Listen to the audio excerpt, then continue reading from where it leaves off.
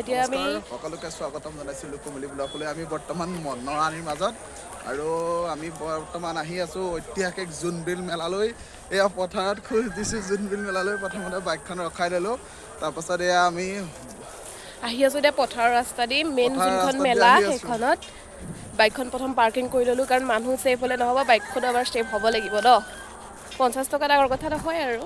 তাৰপিছত থৈ বৈ এতিয়া আহি আছোঁ আৰু তাৰপিছত আপোনালোকক মেলা দেখাই আছোঁ ব'লক। এয়া আমাৰ বাইদেউ আহিছে, দৰা জোনবিল মেলা দৰা আহিছে। জোনবিল মেলা দৰা আহি পাইছেহি। গোফা দেওৰ ৰজা লগত আহি আছে।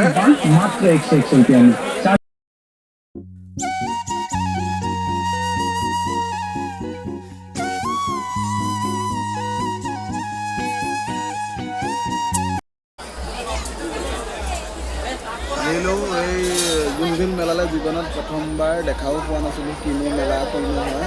খালি প্ৰথমবাৰ আহিয়ে দেখিলোঁ খালি ধূলি, মানুহজনী গাটো বেয়া আছিল। তাৰপিছত বহুত কষ্ট মষ্ট কৰি আহি পাইছোঁ। এতিয়া কিবা এটা পেট পূজা খাই লওঁ। এই সোমালোঁ হোটেল এখনত, দিব এতিয়া কি দিয়ে। দুটা পৰঠা। মানুহজনী গাটো বেয়া, অসুস্থ হৈ আছে, দেখিছে চাগে আপুনি আপোনালোকে। লৈছিলোঁ লুটটো, বহুত দিনৰ মূৰত পুনৰ লৈছোঁ।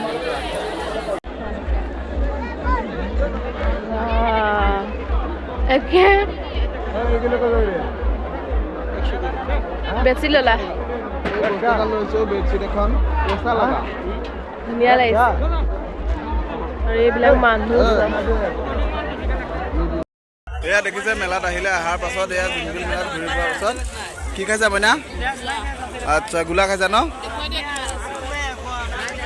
এয়া দেখিছে গোলা আহিলে। এইকেইজনে দাদাকেইজনে বেছি আছে, আমাক দিছে ডাঙৰ ডাঙৰ বিচাৰি লৈছোঁ নিজেই। এয়া মানুহ দেখিছে গোলা খোৱাত। এয়া আহি গ'ল গোলা খাবলৈ চব।